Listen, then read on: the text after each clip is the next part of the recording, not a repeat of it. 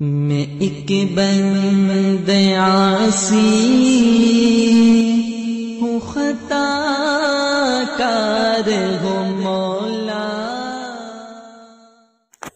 وعن الحسن مرسلا قال بلغني أن رسول الله صلى الله عليه وسلم قال لعن الله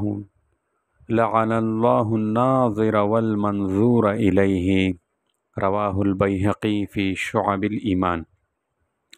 حضرت حسن بصری سے بطریق ارسال روایت ہے، انہوں نے فرمایا کہ مجھے صحابہ سے یہ حدیث پہنچی ہے کہ رسول کریم صلی اللہ علیہ وسلم نے فرمایا، اس شخص پر کہ جس نے بلا عذر اور بغیر اضطرار دیکھا، اور اس پر کہ جس کو دیکھا گیا، اللہ کی لعنت ہو۔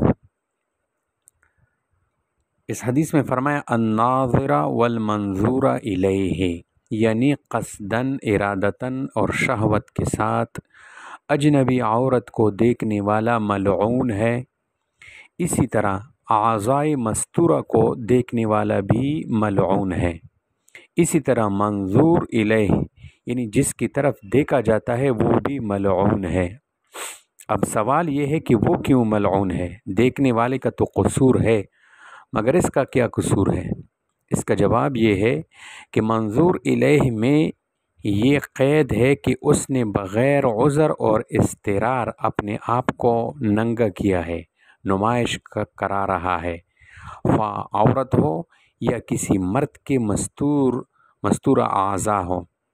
ہاں، اگر یعنی جس کی طرف دیکھا جا رہا ہے بے اختیار ہو یا معذور اور مجبور ہو، وہ اس وعید سے خارج ہیں۔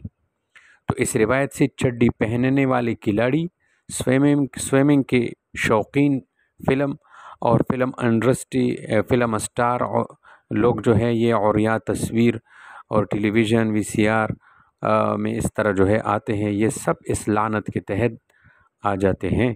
اللہ تعالیٰ ان تمام بلاؤں سے مسلمانوں کی حفاظت فرمائے، اور یہ مسلمان نما منافق حکمرانوں کو اللہ تعالیٰ مسلمان بنا دے، اور اسلامی ممالک کو ان فحاشیوں سے نجات دلائے۔